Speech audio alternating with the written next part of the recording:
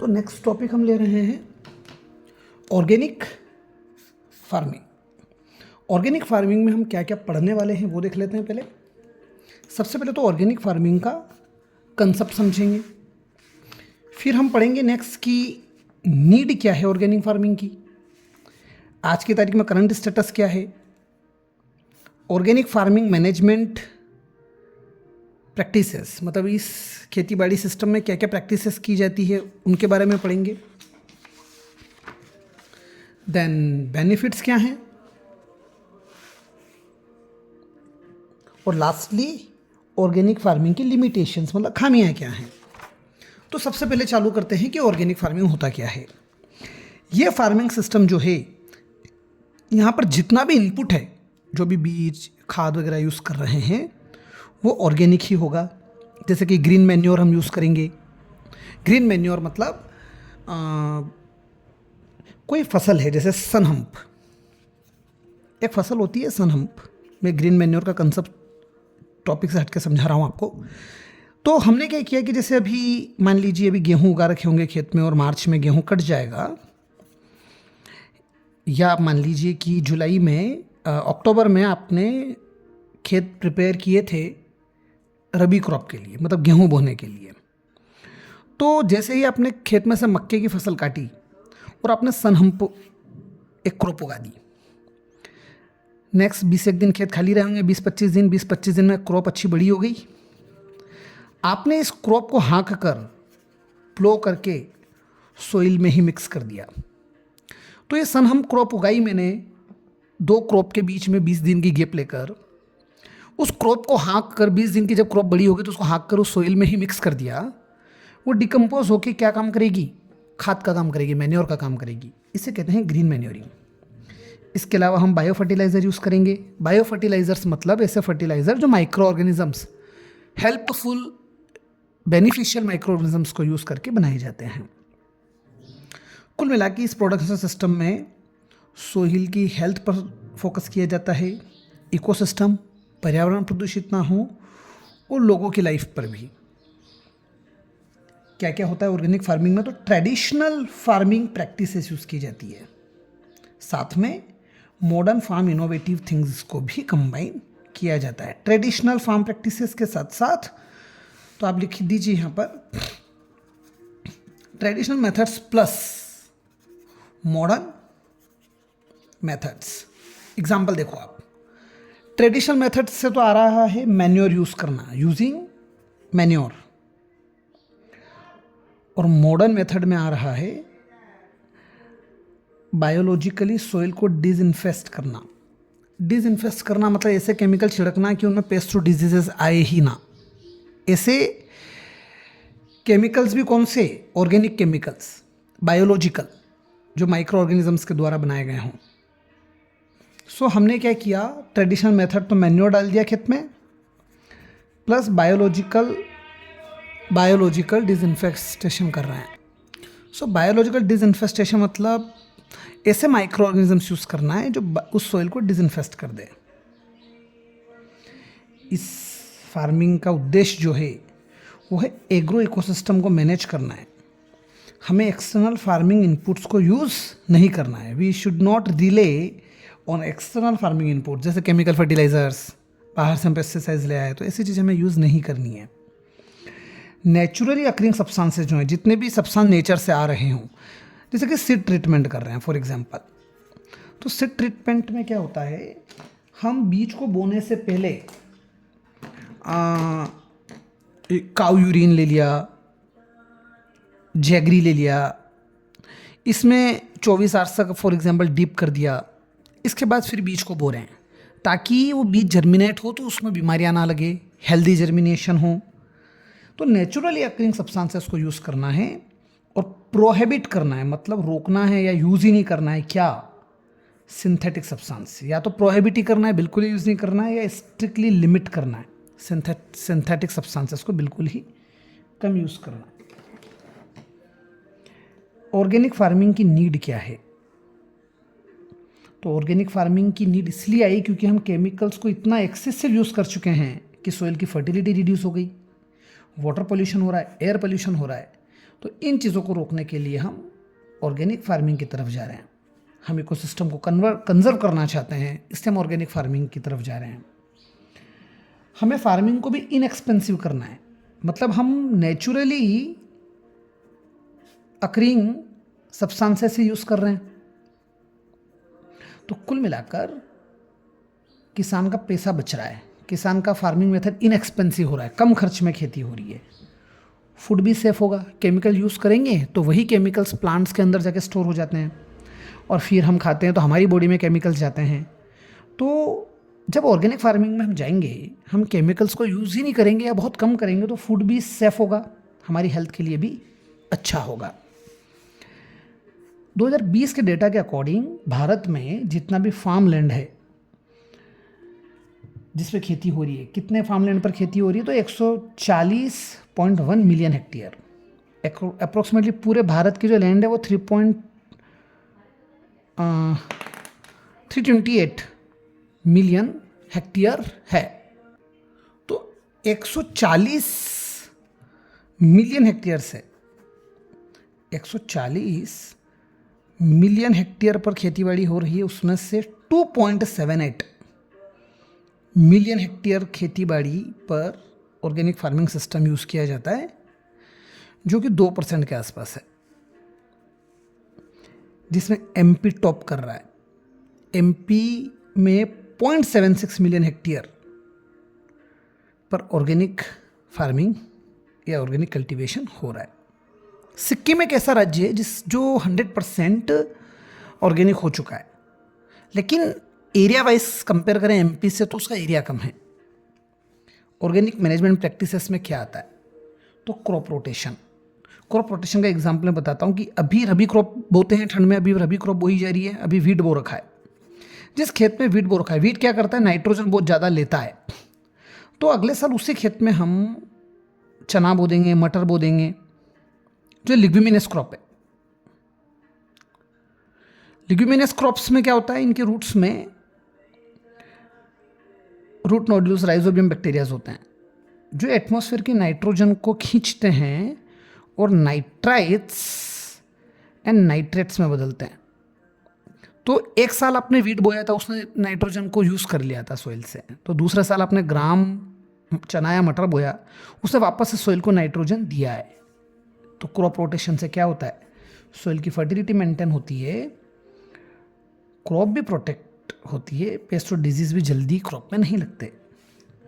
Organic nutrition management में या nutrient management में आप क्या लिखेंगे, हम जो घर पे एनिमल वेस्ट है, हमारे यहाँ काऊ से गाय भैंसों का जो भी वेस्ट मिलता है, फ्रूट्स वेजिटेबल, खेत में जो क्रॉप वेस्ट बचता है, उसको कंपोस्ट करेंगे। कंपोस्ट करते हैं, इसको फार्म यार्ड मैन्योर भी बोलते हैं। फार्म यार्ड मैन्योर मतलब हमारे घर पे जो गाय भैंस है उनका वेस्ट है, उनका जो एक्सक्रीट है, उसको कंपोस्ट किया जा रहा है। कंपोस्ट कर रहे हैं तो उसका डिकम्पोजिशन कर रहे हैं, तो वो सड़ रहा है और खाद बना रहा है। फार्म यार्ड मैन्योर मतलब हमारे खेत पर जो वेस्ट बच जाता है क्रॉप से। ग्रीन मैन्योरिंग में समझा ही चुका हूँ अभी आपको, सनहम का एग्जाम्पल। बायो फर्टिलाइजर्स, ऐसे फर्टिलाइज़र जिसमें हम माइक्रो ऑर्गेनिज्म्स यूज़ कर रहे हैं। मल्चिंग का मतलब ये होता है कि क्रॉप उगा रखी है आपने, अब बीच में जो खाली जगह है उसमें आपने घास डाल दी। वो घास दो काम करेगी, एक तो उसका जो पानी है सॉइल में वो इवापोरेट होने से रोकेगी, क्योंकि मल्च मतलब घास से लैंड को कवर कर दिया। फसल बो रखी है, फसल के बीच में जहाँ जहाँ मिट्टी दिख रही है हमने घास डाल दी, या हमने वो हस्क डाल दिया, जो चफ होता है गेहूं का बचा हुआ, ताकि पानी इवापोरेट ना हो। वही चफ धीरे धीरे या हस्क धीरे धीरे जो मल्च डाला था आपने, वो डिकम्पोज होकर मैन्योर बनाएगा। कवर क्रॉप डिजीज़ और पेस्ट को कंट्रोल करता है, सॉइल इरोजन से रोकता है, वीड्स अनवांटेड प्लांट्स को भी पैदा होने से रोकता है। कवर क्रॉप क्या होती है, क्रॉप्स के बीच में हम ऐसी क्रॉप बो रहे हैं जो बची हुई सॉइल को ढक दे पूरी, ताकि उनकी जड़ें सॉइल को टाइटली बाइंड करके रखे, इससे सॉइल इरोजन भी नहीं होगा। ऑर्गेनिक फार्मिंग में ऐसी क्रॉप्स यूज़ करनी है जैसे चूजिंग रेजिस्टेंट वेराइटीज़ मतलब ऐसे सीड्स जो बीमारियों को रेजिस्ट करते हों, जो अपने आप को एडप्ट कर लें। मतलब अगर मान लीजिए कि पानी की कमी भी आ गई तब भी वो क्रॉप अपने आप को उसमें एडजस्ट कर सकती है, कम पानी में भी अपने आप को मैनेज कर पाए। इसका एग्जांपल मैंने बताया था SRI, system of rice intensification, या डायरेक्ट राइस सीडिंग, ये हमने पढ़ा था। हमें क्रॉप सोइंग और हार्वेस्टिंग टाइम भी इस तरह से मैनेज करना है कि क्रॉप का बोने का समय और काटने का समय ऐसा हो कि उसकी वाटर रिक्वायरमेंट्स या उसकी ऐसी कोई भी चीज़ है वो प्रॉपरली फुलफिल हो पाए। ऐसा ना हो कि हम बारिश में फसल तब बो रहे हैं जब बारिश फर्स्ट रेन और सेकेंड रेन के बीच में ज़्यादा गैप आ गई। तो हमें इस तरह से क्रॉप बोनी है कि उसकी रिक्वायरमेंट्स नेचर भी फुलफिल कर पाए। नेचुरल प्रीडिएटर्स यूज़ करने चाहिए पेस्ट कंट्रोल करने के लिए। पेस्ट मतलब ऐसे कोई कीड़े मकोड़े हैं जो फसल पे लग रहे हैं, तो हमें उसकी जगह ऐसे ऑर्गेनिजम्स यूज़ करने चाहिए जो हमारे लिए, एनवायरनमेंट के लिए हेल्पफुल हो और इन कीड़े मकोड़ों को खा जाए और क्रॉप को प्रोटेक्ट भी करे। So we should rely on biological pest control measure. Weeding मतलब जो अनवांटेड प्लांट्स थे, क्रॉप के अलावा ऐसे बीच में पौधे पाए जाते हैं जिनकी क्रॉप हमें नीड ही नहीं है उनकी, वो उल्टा क्रॉप के पानी को वो खुद ले लेंगे, सनलाइट के लिए प्लांट से कॉम्पीट करेंगे, न्यूट्रिएंट्स के लिए प्लांट से कॉम्पीट करेंगे। तो वीडिंग मैनेजमेंट, हमें क्रॉप रोटेशन करना चाहिए, हमें मल्चिंग करनी चाहिए। अलेलोपैथी में बता चुका हूँ आपको कि प्लांट खुद केमिकल रिलीज करती हैं जिसके रूट्स या लीफ, और वो खुद अपने ही प्लांट को ग्रो होने से रोके, तो ये कोई प्लांट है, ये केमिकल सिक्रेट करता है, तो इसके आसपास के इलाके में सिमिलर प्लांट्स की ग्रोथ नहीं हो पाएगी, क्योंकि इससे जो केमिकल सिक्रेट हो रहे हैं वो उनकी ग्रोथ को क्या करेंगे, सप्रेस करेंगे। तो जो भी प्लांट उगेगा वो थोड़ी सी दूरी पर उगेगा, तो प्रॉपर गैप रहेगी।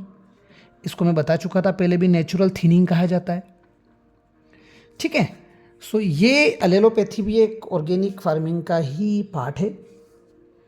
इंटीग्रेटेड वीड मैनेजमेंट का मतलब होता है कि कॉम्बिनेशन ऑफ मेथड यूज़ करनी चाहिए। इंटीग्रेटेड वीड मैनेजमेंट में बहुत सारी मेथड्स यूज़ करके हम वीड्स को खेत से बाहर निकालेंगे। जैसे मैकेनिकल वीडिंग मतलब टूल्स वगैरह यूज़ करके उन पौधों को बाहर निकाल लेना चाहिए खेत में से जो काम के नहीं हैं। मैकेनिकल वीडिंग के बाद आता है मैनुअल वीडिंग, भी वही होगा।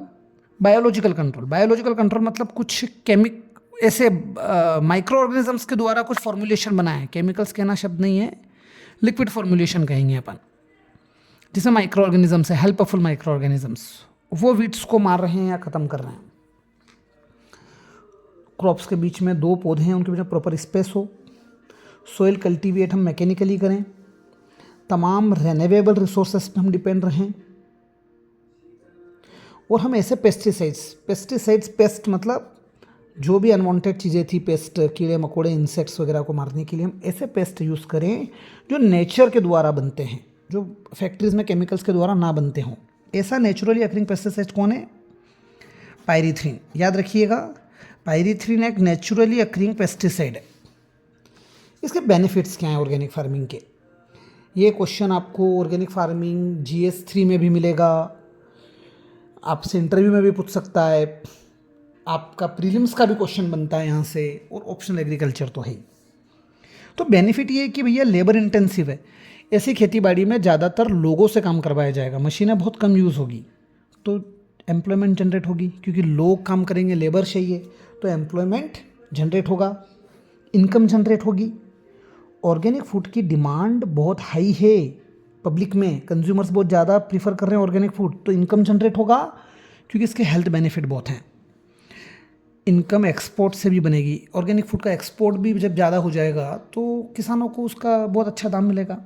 ऑर्गेनिक फूड में न्यूट्रिशंस की वैल्यू भी ज़्यादा है, मतलब ऑर्गेनिक फूड जो भी सीरियल क्रॉप्स आप बो रहे हैं उसमें न्यूट्रिशंस बहुत ज़्यादा हैं, जो फूड को हेल्दी भी बनाते हैं, टेस्टी भी बनाते हैं।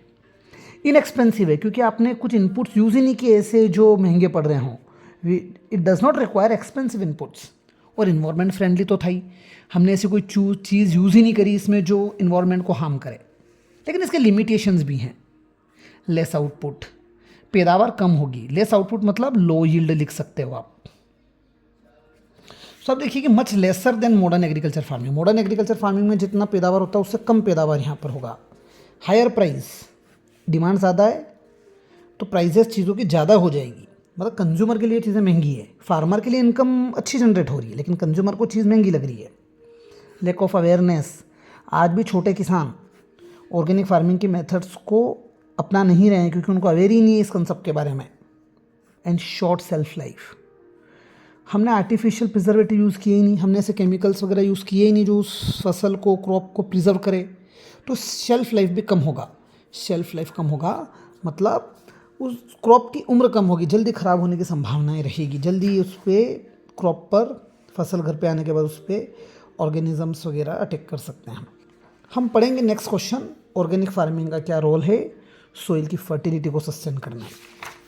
उसी के साथ हम साथ में क्वेश्चन देख लेंगे, ऑर्गेनिक फार्मिंग का क्या रोल है क्रॉप प्रोडक्टिविटी को सस्टेन करने में, और ऑर्गेनिक फार्मिंग का क्या पोटेंशियल है नॉर्थ ईस्ट के राज्यों में। देन हम देखेंगे परंपरागत कृषि विकास योजना क्या है।